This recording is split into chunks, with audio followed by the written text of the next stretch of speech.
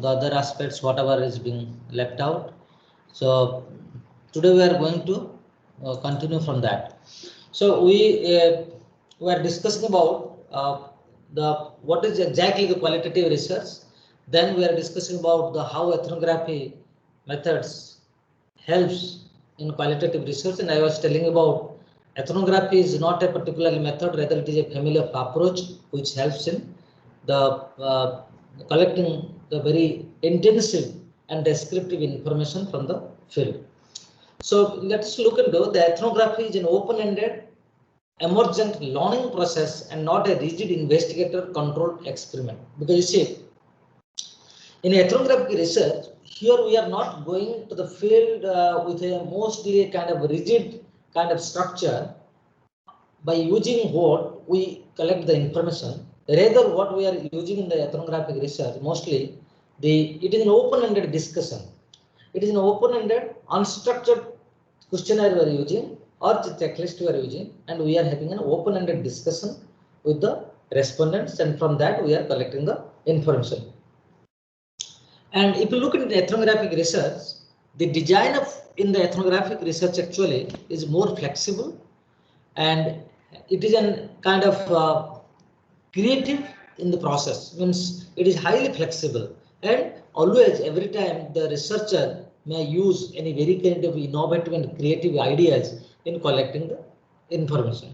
It is an interpretive, reflection, and constructive process. It reflects what exactly happening in the field. We are trying to look at those aspects. It is a reflection of what exactly happening in the ground reality.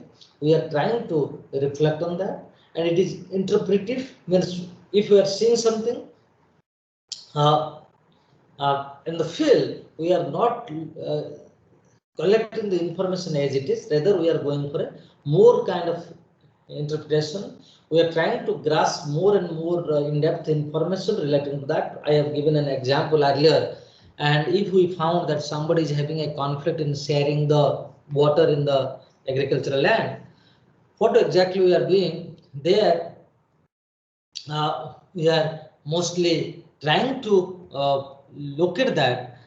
It is not that they are having a conflict due to the water sharing. Or might be they have a conflict relating to other activities which is reflected at present. Okay, so what I'm telling you, so means we are in the specifically in ethnographic research, we are doing the interpretation in a very flexible way, and we are going for more in depth while doing the interpretation. It requires the daily and continuous recording of field notes that I was telling last time also. Means we have to do the field notes in a very precise and a very proper way. We have to write the field notes, because generally in ethnographic research, the field notes helps a lot. So what I'm telling, even for you people also, whenever you are going for a field, at least for a little longer period, even if you are going for a short period in collecting the information also, and just filling up the question and all. So please, you write the field notes every day night while you will back from the field. You write the field notes, because that field notes will help you while you will go for analyzing the reports. Because while you will write the report and analyze the data. Because generally what happens, we see so many things in the field, but we used to forget, because it is very difficult to remember all the things which we see in the field. So that's why it will help you. It presents the world of its host population in a human context of thickly described case studies. It presents the world of its host population in the human context of thickly described case studies. Means what exactly it is doing? The host population on which we are doing the research, it will give a very thickly description through different kind of case studies. We describe the population in a very descriptive way. Then you see, ethnography is a description. So you see, generally what we do in ethnographic research, we are doing a very descriptive research. I have told you the design. Mostly we take here descriptive research design. What we are writing? We are writing in a very extensive way. We are giving a clear description about what exactly happening in the field, what is exactly the motto, and all these things. So we write in a very descriptive way, which will help any researcher to do the research. Suppose somebody is doing a research on art, the tribal art, or the folk culture, folk art. Here we use ethnographic research, because suppose we went to the field and we just want to get the entire information that about the folk culture, the folk art of a community. So there, what exactly we'll do? We'll go for a very in-depth kind of analysis, and we'll go for a very in-depth kind of interaction, in-depth kind of interview with the community, and we can find out some of the peoples who are more engaged in this kind of traditional art, traditional musics and all. What we can do, we can have a very lengthy discussion with them, and from which we can, by using certain case study method, we can collect the entire information that what was the process of evolution of this music, since how many generations this people of this particular community are using this art or the music or the specifically relating to the particular culture. So since how many generations they're using, and what is the process of transformation of this knowledge from one generation to another generation, and then we are going for an in-depth analysis that what is the impact of this modern kind of modernity, means the modern music system, the modern culture, the modern art system on this traditional art and traditional music system, and to what extent the present community are able to cope with the changing environment. Are they still trying to preserve the traditional one, or they have migrated themselves to the modernity? That exactly we are trying to discuss. It must represent its host culture or the society with clarity and faithfulness. It is an ethnographic product is used to support a theory or plan for intervention. Then description must closely resembles the original cultural and social reality. What I'm telling exactly here. So it is look into that whenever we are doing any ethnographic research, what usually we do, either we do something which supports the theory, or we give certain kind of research output which helps in making a proper plan for the intervention. I was giving an example from the very beginning, that when I was giving an example that suppose there is a community in the African society. Mostly those communities, what exactly they do, they used to use the traditional chula for cooking. But the government, what they did, they tried to implement the gobar gas plants in every household, because they were having the livestock.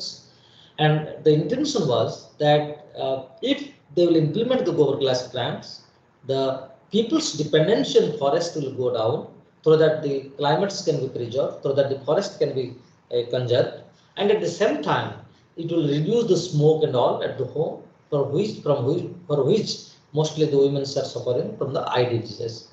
So looking into all these methods, the government introduced this gobar glass plants and distributed to all the households. But in the reality, what exactly happened? After 1 and 2 years, when they went for a midterm evaluation, what they found? They found that most of the households, almost most of the households, are not using the same gobar glass plants. They're still using the traditional chula.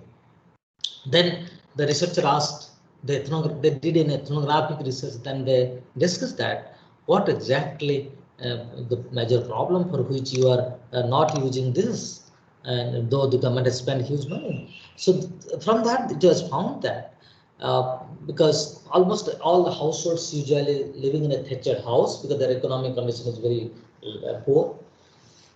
And what they found, because of this traditional chula, the moment the smoke is being generated, it brings a layer in the below the thatched house. Through that, what will happen? The moment a layer is being, the black layer due to smoke is being prepared, it helps in preserving the bamboo and the straws from the turmeric. From termites, it will sap. And otherwise, what will happen if there is no smoke and if that layer is not being created, then there is a high chance that the termite will destroy this bamboo and straw very frequently. So every year they have to spend huge money for the rebuilding these houses. So that's why they have lost their interest. And then another example I was already given, which we found that through that the ethnographic researcher gave this, that your plan is something wrong. You have to go for a different kind of plan for the, if you want to make these people be less dependent on forest and to keep them healthy. Then the second example which I had given earlier also, that the government of Odisha, way back in the 70s, started distributing the cows among the Kond communities, thinking that to diversify their livelihoods, through that their dependence on forest will go down, and they can, with the use of livestock, then they can go for alternative livelihood and generate more economy from that, more money, and because that will diversify their livelihoods. But after 1-2 years, when they went for midterm evaluation, they found that almost all the corn households, either they have sold it out, their cows, or they have sacrificed at the various festivals, or they have eaten it. So that means the thrust that the cow is being distributed among the corn communities for uplifting the livelihood opportunity is not being realized, because the Koons in that area, it was found that by culturally the Koons never drinks the milks. They usually feel that the calf is having the rights over the milk only. Means the children are having only rights over the cow milks. Means the calf is having only right over the cow milks. Means the child has only right over the mother's milk there. So with that philosophy, they never allow anybody to take the milk out from the cow. So that means let the calf to take entire the milk and survive. So as the entire, mostly the Koons are staying, around 90% population are Koons in that region. So nobody will drink cow milks, so then whom they will sell also. So in that sense, what they did, because they either sold it out to non-Koons or they sacrifice, because they usually have a culture of sacrificing the different animals at the time of different festivals, and they are the cow eaters also, so they sacrifice and consumed it. So what I'm telling you, see, if an ethnographic research could have done from the cultural perspective, then understanding their culture in a very holistic perspective could have helped the government before making any plan, before going for any intervention. It could have helped, but we didn't do that. So for which the project is being got failure. This resemblance must be good enough that the natives are able to recognize in its familiar feature of their own culture or society. So what exactly will happen? So whenever we go for a very ethnographic research, very intensive kind of research through ethnographic methods, so we'll find that there are lots of similarity we can find between our society and culture within the society or culture we study. Through that, it will be also easier for us to go over more kind of in-depth analysis.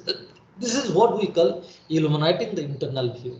Means it will help us in extracting the internal view from the peoples. This view is never presented in pure form. Even the natives might find such Riya's doll. So what exactly I'm telling you? So means almost it will go to a particular society, and you will find that they generally whenever we go to some other society, make a kind of very internal, in-depth kind of study we do through using the ethnographic research. It helps in understanding our own society also, because if I see something which is happening in other society, then it will give me a scope, it will give me a kind of space to think about my own society. Then I can compare it. Is it happening in my society? Suppose if I found that some kind of rituals they celebrate at the time of death and all. You see, I have seen in the specifically in the Saura communities, they have a culture of. I always tell that in the Sauras have a very good culture of drinking. It is. I never tell that they consume the alcohol. Rather, I always tell it is a culture of drinking for the for them. So what exactly happened whenever they have a, because that is I'm not going in detail. They have a culture that whenever somebody died at home, so before taking the dead body to the cremation ground, so they used to collect the local wine from somewhere, and the people who will carry this dead body and the people who will go to the cremation ground immediately before carrying this dead body, used to be served with the local wines. So everybody takes some local wines, then they take the dead body. That is exactly their culture. That is their culture, and it is not that exactly, because I am not going in details, because that is linked to the Jagannath culture and how.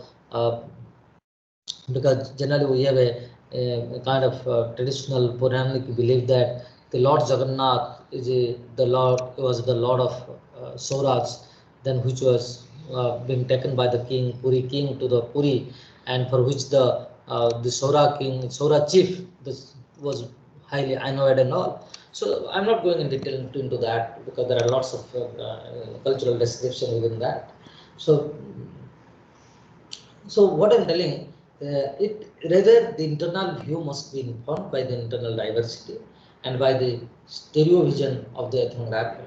So the moment the ethnographer will go and make a very in-depth analysis, lots of internal view will come up, and when we'll go for an internal view also, we'll find that there are lots of internal diversity also there, because it is not that when somebody informed us, they informed the totality. Rather, we find that sometimes some kind of divergence will come in the view given by the community. So this binocular depth perception uh, derives from the living, conversing, observing, and writing in the interface between the native culture and society and the culture of the user of the ethnographic product. So what I'm telling you, see, the moment we go for a means why I'm telling the binocular depth here, means the question is, means why we use binoculars? To look the things from the means things from the very distance looked very close to us. Like, so using the binocular, we can see the things from the very distance place. So that's why I'm telling that as an ethnographer, it uses the binocular approach where they perceive the things from a very close perspective while conversing with the peoples, while doing conversation with the peoples, while interacting with the people, while observing the peoples, and while writing the information collection from the field in the interface between the native culture and society and the culture of the users of the ethnographic product. What exactly here is doing?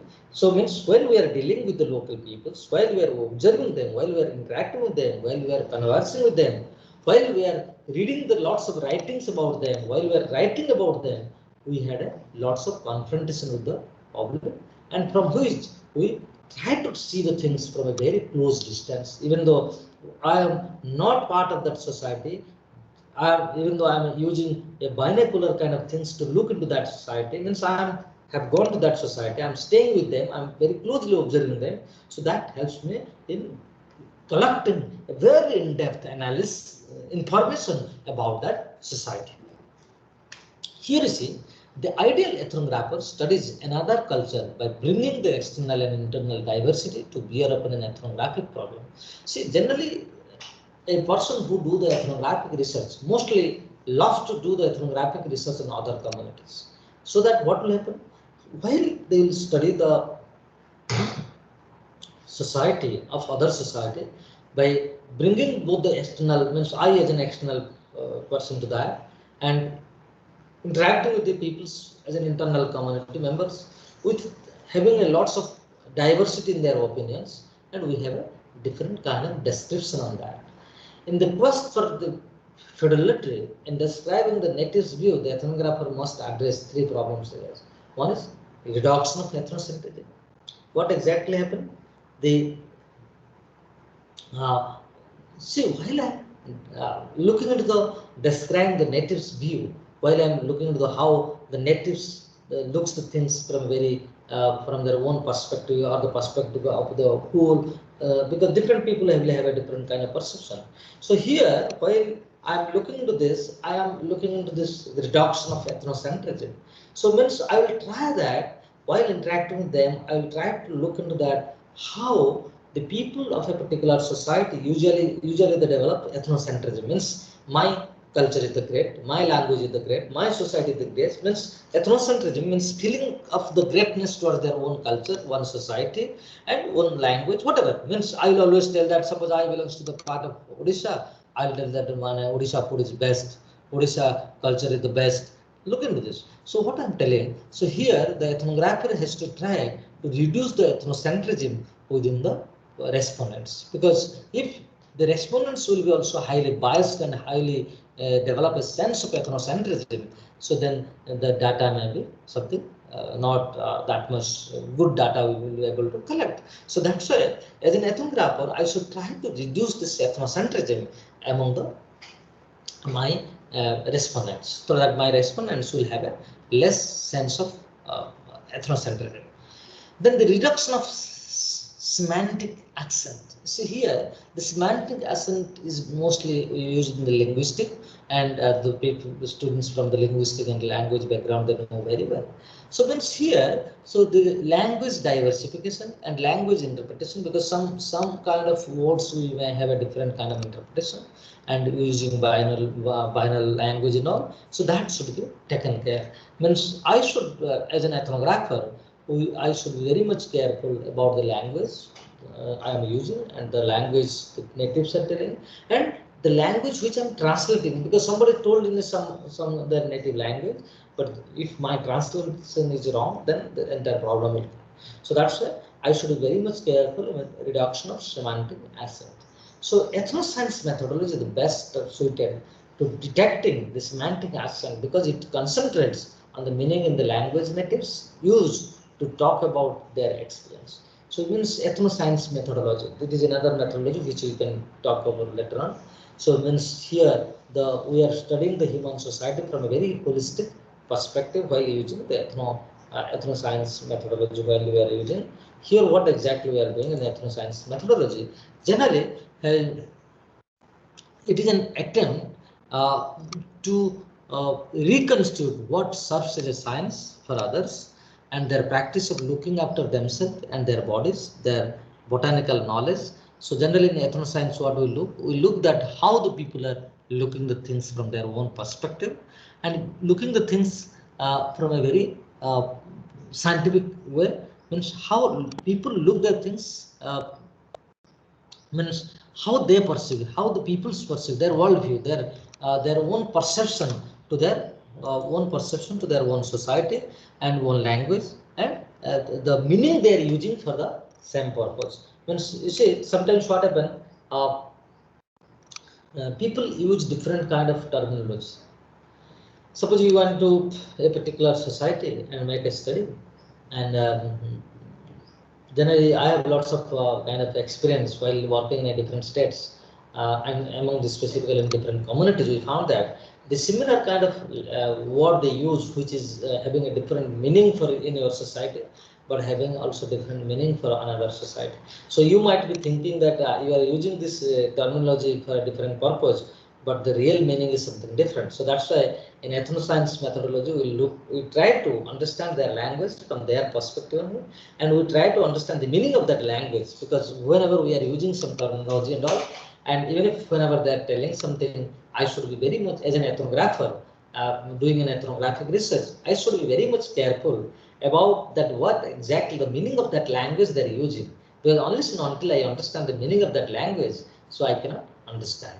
Correct? Because uh, we have seen that, because generally, actually, what happened, if you look at the cultural diffusionism, when one culture comes in contact with another culture. So even I have my own experience of with my own children. So when they mingle with the other community and having the other language, they picked up their language and use their terminology while they're having an interaction with within us, even inside the house. So sometimes we'll be confused. What exactly here she's telling? So, but they're using the terminology of other culture, other regions, and other groups, but we have to understand exactly what they're telling. So that means it's an ethnoscience methodology overcome from all these problems. The discrepancies between the native meanings and the ethnographer's meaning becomes an explicit, especially if the ethnographer submits his or her language to the same cognitive and ethnoscientific analysis. Means here see, through that what will happen, I can I can look into that what exactly the terminology I am using for this and what terminology they are using for that, so that it will be a very clear cut understanding that what purpose they are using. See, um, means sometimes the language makes a very kind of problem for the society, and I'm just making a joke that once when I was in the Meghalaya, one of my friends was telling me when he when he shifted to Assam and all, some parts of Assam, very interior part of Assam, some tribal communities, they use the terminology Kela, their meaning is prostitutes. So the Kela meaning the prostitute for them, some of the internal, very some tribal groups in Assam, they use that. And one of my friend was telling that when he landed in the little late night, so by that time most of the shops are being closed and all, so restaurants are being closed. He was new to that. He was looking for some fruits so that he can survive at the night. And then he went there and he asked somebody that bhaiya kela kahan milega? Means look into, means he was asking about some fruits and the banana, whatever he was telling in Hindi, that kela kahan milega. So then when nobody responded. Then when he asked one two person, then all of a sudden one person give a slap, because from their language it is different and from his language something different. So the other person took in a different way, and this person has no intention of translating into their language, because he was not aware exactly what it means in their own native language. So that's why the language makes the researcher in a very confusing state. So what I'm telling, so that's why as an ethnographer, you should be very much careful about the language, the semantic language they're using in their day-to-day lives. So the reduction of complexity. So means as an ethnographer, have to try to reduce the complexity in the society, the complexity in the data, the complexity in the description. So the concept serves a dual purpose. Means some kind of things which having a some kind of things you collect which having a dual purpose, you should very much clear and try to reduce the complexity and make it the things whatever you have collected in a more simpler way. We reduce the reality to field notes and see. So means what exactly the things you are collecting, you should write in a very simpler way in the field notes, which will help you. Then we further reduce the field notes to an ethnographic product, usually an article or a monograph. So once what you do, you write everything in the field notes. But while you are writing everything in the field notes, but exactly you are not presenting your field notes, because generally in field notes you write whatever you feel. But while you will write in the form of your ethnographic product, you are not exactly reflecting what is in your field notes. Rather, what you are doing, you are bringing it in an article in a monographic form, so that you are using the field notes, and from that field notes you are again extracting the very simpler things, avoiding the complex things, and bringing it in a ethnographic, monograph or an article form, which will be highly readable and which will be easy to understand. Any practically useful description must be less rich than reality. Any practically useful description must be less rich than reality. So means you have to look into the very reality things, and into which are very practically useful should be given emphasis. A good ethnography, like a good map, should provide the quick orientation in unfamiliar terrains. So look into, if you are giving a very good ethnographic report, so it is just like a good map. Suppose if I ask that where is the Srinagar located, I have not asked you that that so if I tell you to find out the Srinagar, so you can just look into, if I have given a very complex map, it will be very difficult to you to find out where the Srinagar find. But if I am giving a very clear cut India maps, with a very clear location, with a clear picture, with a highly visible things, then immediately you can pick up where the synagogue is located. Otherwise, if I give a very complex map, you will start searching where the synagogue is located. So like that, the good ethnographic reports should be like a good map. So means immediately you can locate. So means if somebody will read the ethnographic report given by you, can have a good understanding and can represent very well. The ethnographies are mirrors of a man, even if the reflection is far from perfect. So even though we always believe that, see, while we are seeing the ourselves in the mirror, so means no doubt the reflection is not the perfect one, which we whenever we saw ourselves in the mirror, we saw our reflection in the mirror. Maybe that reflection is not 100% perfect the way we are really visible. We are in reality the way we are looked by the others. So it may not be exactly the same. But if you look into the ethnographies as a mirror of man, uh, so it is almost ethnography is just mirror of a community, mirror of a society. It reflects about that community and society. So that's why the ethnography should be very clear, which by studying the ethnographics of a particular community, ethnography of a particular society, the people can understand more or less about everything about that society. Ethnography is understood in different ways. It is understood as written report that is based on fieldwork, because somebody told that I have written an ethnographic report, means either it is based on your field reports or based on your field work you have written a report. It is regarded the study of another culture and therefore the study of ethnocentrism, means you are to avoid the ethnocentrism you are going and studying the another culture. Sometimes the ethnographic people believe that the study of another culture and therefore the study of ethnocentrism, means you are going for studying the another culture. So it is viewed as a description of the exotic ways in which the group of people view themselves, their relationship to others, and the rest of the environment around them. Means it is a kind of exotic way of describing about a particular society.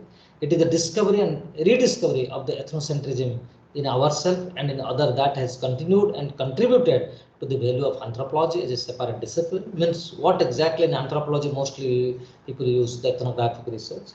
So what exactly they are telling, that it is a discovery and rediscovery of ethnocentrism in ourselves.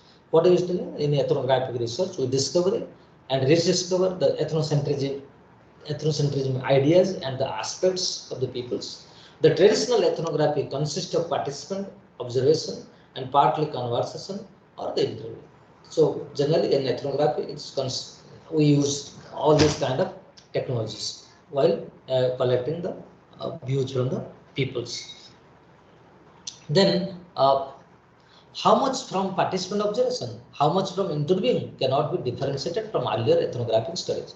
Means while I am doing an ethnographic research, I cannot tell you that this much data I will collect from participant observation and this much data I will collect from interview. It is not that I have to make a very well to do differentiation within this.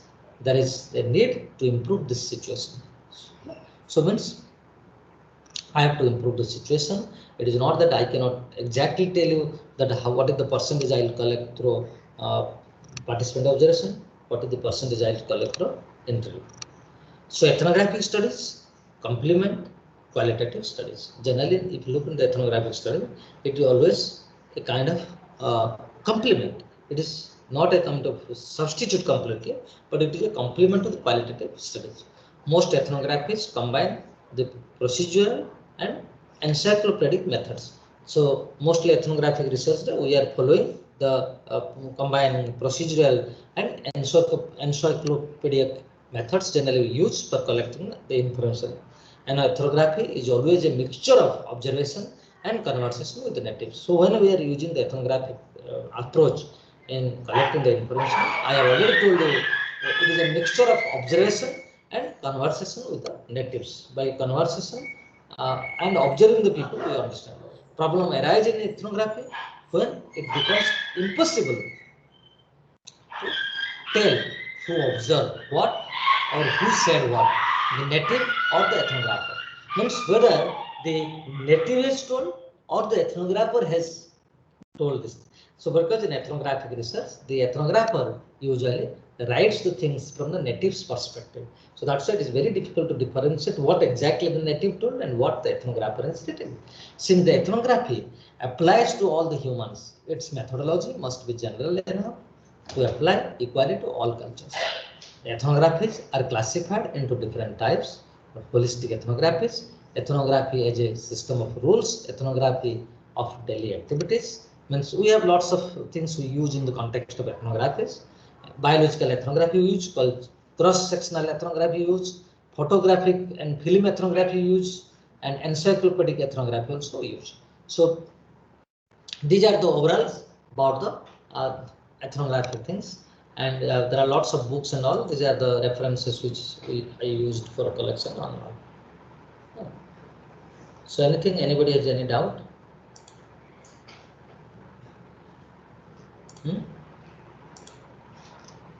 Hello.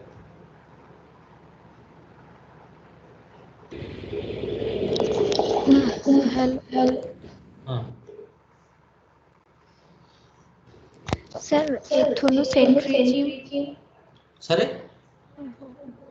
Reduction of ethnocentrism. Sir, please tell what is ethnocentrism. You see, ethnocentrism means, so feeling your own culture is great. Means this is exactly, means suppose I told, suppose I am from Odisha, I will always tell that the culture of my state is great, and my language is the great. Means I am having a biasness towards my culture, that means my culture is the great in comparison to the other cultures. Suppose whenever you will come to the campus, suppose anyhow you are from Odisha, but the other people whenever they come and they stay in the hostel, usually the people have problem with the food, and generally specifically when Chaitanya will come, he will have a complaint that South India khana nahi mil raha hai. So you see what exactly I am telling here. We have Chaitanya, nothing to be worried. We have huge South Indian students. So most of the time our hostel food is dominated by South Indian also. So because I was when I was also warden, most of the time students demand, and during my tenure also mess secretary was from Andhra Pradesh. So anyhow, I have the same feelings and experience whenever we are the student of University of Hyderabad. So we Odia people always try to be the mess secretary. The moment we become mess secretary, the Bengali and Odia people enjoy with aloo and all, and always the Telugu and Tamil people, the Kerala people will have a complaint. So what I'm telling you, see, means in generally what will happen, we always claim that our food culture, our dress culture, our regional culture, our language is always great. That is called ethnocentrism. And opponent to the ethnocentrism is called cultural relativism. Means suppose I am very neutral and looking the every culture from a very equal perspective. So whenever I look the food, I always feel that okay, every food has its own importance. So it differs from the region to region. It is not that I should have a bias towards that my food. Rather, I should believe that every food has its own importance, and based on the climatic condition, the food is being evolved. So that's why you see in Odisha we always believe that if we will take the cod at night, we believe that we will suffer from the cold. Generally, we should not take the cod at night. But go to the Andhra Pradesh, you will see that because of they take mostly the spices food, the chili and everything, to avoid the acidity and all, they take cod after having food both in the night and also in the morning. So means whenever we used to go to the Andhra Pradesh and state or Telangana, we usually take also cod at night, but which we don't do in our own state. So there I should not tell that okay, my food culture is the best because cod should be avoided. Why these people are taking cod and all, and our food is very tasty, their food is not tasty, like that. Whatever the ethnocentrism means feeling your own culture is great, and the opponent is cultural relativism. Clear now, Ananya? Yes, sir. Yes, sir. Okay. Anybody else? Anything?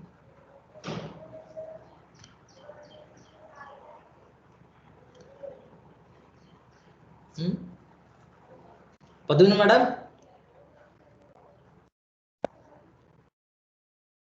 Hello. Hello. Sir, good morning. Good morning. Madam, okay. You joined. Okay. So, anyhow, so if no question, I'll stop here. Then we'll meet tomorrow morning 8 o'clock. Okay. Thank you.